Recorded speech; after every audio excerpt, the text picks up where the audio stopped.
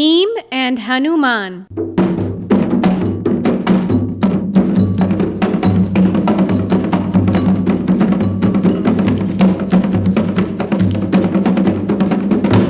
This story shows how Hanuman, the devotee of Rama, humbled the arrogant Bheem. Bheem was the second son of Kunti and the wind god Pavana. He was strong and well known for his valor. During Vedic times, Hastinapur was ruled by the Pandavas and the Kauravas. The citizens liked the Pandavas, the 5 sons of Pandu, more than the Kauravas, as they were strong and honest. The kingdom of the Pandavas prospered. This made their cousins, the Kauravas, jealous. As a result, the eldest of the Kauravas, Duryodhan, tricked the Pandavas in a dice game, and the Pandavas lost their entire kingdom and everything they owned. They were exiled to live in the forest for 12 years. To minimize their hardship, the sun god Surya gave a gold plate to Yudhishthira, the eldest of the Pandavas.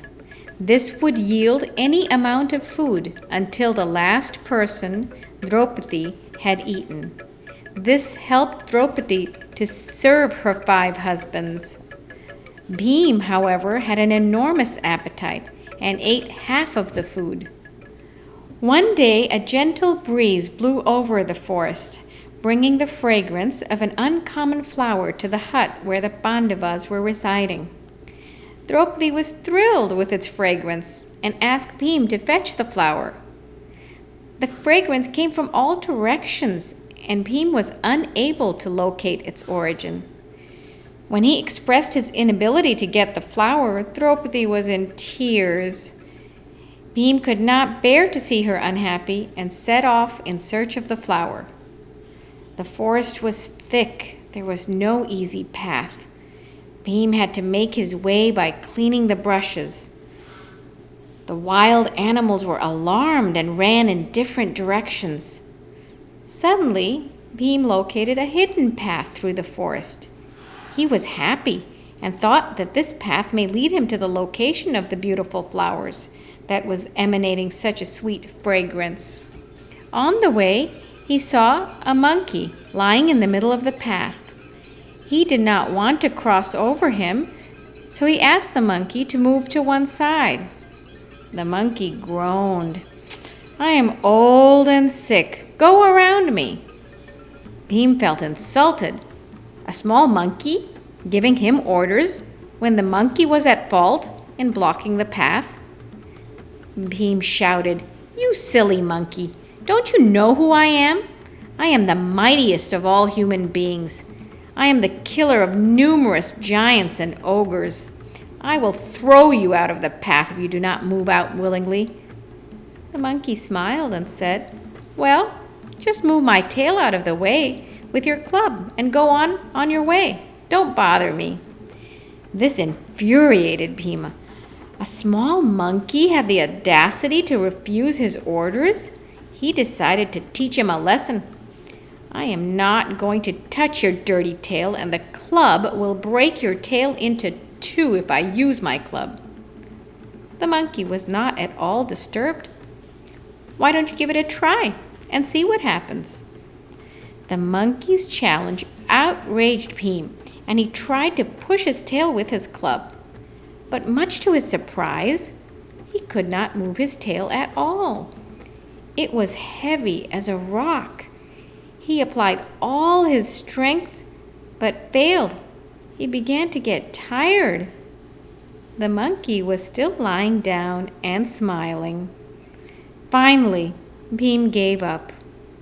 "Who are you? I have never been so humiliated like this in my entire life.